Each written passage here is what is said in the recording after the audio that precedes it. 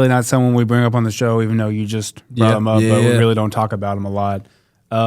What's going on with Justin Edwards?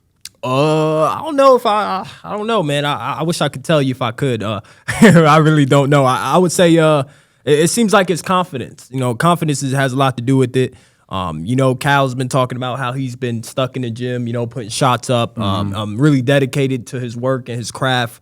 I think it's just confidence. And when you work so hard, you really have to trust your work when you get out there. So I think with him, it's just about, doing the little things to build his confidence, getting steals, playing defense, getting loose balls, getting rebounds, doing those little things. You can't go out there and expect, just to put up 20 points or 15 points or have a breakout game.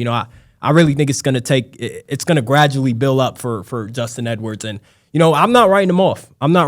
Man. I think he can play. I think he has opportunity to be great in the future. If it's not now, you still have next year. We saw what a lot of, some of the best players who ever put on a Kentucky jersey, they have been dominant in their second season. Facts. Just looking from a future perspective. But I'm not writing him off yet. I still believe that, he can be great in this season. We're not too far in the season to just write him off. So, yeah.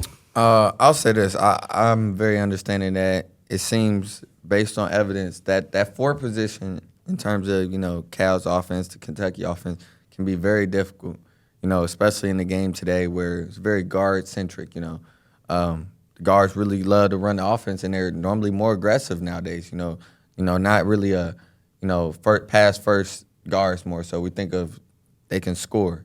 They love putting it up in numbers. And if you just follow through some of the history, we think of Jacob Toppin, Keon Brooks.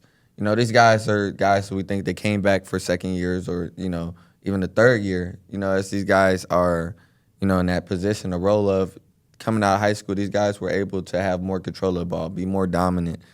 Justin Edwards, being familiar with his game in high school, he was allowed to have more control of the ball. He had more touches at top of the key. It's a different role. Yeah, it's a different role. It's a different role to be the four and play without the ball, And so I guess he's going to have to learn through that adjustment. We're going to have to see how he adjusts to that. Maybe he can make that second-year leap, such as a P.J. Washington, someone else who was in that four position. So I don't know if he's necessarily there for. I think Trey Mitchell's there for, but I would definitely the point that you stood out that really stood out to me is just the role. His role is different from high school for sure, and the ball is not in his hands as much. I would say, that definitely plays a part. I don't want to say really. I don't know. I guess he kind of does a little bit of three as well at times. I seen him play the four. Like I said, we definitely seen that. Early on in the season. A lot of games we've seen Trey Mitchell play the five or he played the four. Like I said, because him and Adu really can tend to be the 3-4 really out there. Yep. And I guess Justin Edwards, his strength not being a 3-point shooter, so it's not really spreading the court. It's more so he likes to be able to attack the basket, and so. We more so see him in that, what you call, the dunker spot. He's kind of just right there or just a little bit outside in the paint, just a little bit mid-range or so. So more so, like I say, it's just kind of how the offense is set. When you don't have the ball in your hand, can he be the catch-and-shoot guy or, different things in those roles. So just question of how do you get him more orchestrated into the offense. I don't think he's playing bad. Everybody's kind of like, looking at his minutes projections and how much points he's scoring per minute, all that extra stuff. But I honestly think he's playing bad. I think he does certain good stuff out there that you might not be able to notice. It's deeper to it than that. But I honestly think he still has the opportunity to grow. He takes good shots when he's out there. He doesn't take bad shots, so it's just not dropping. So I think honestly he has room to grow. He's going to get better throughout the season, and Cal says he's always in the gym. So. What can you do but hope for the best for him?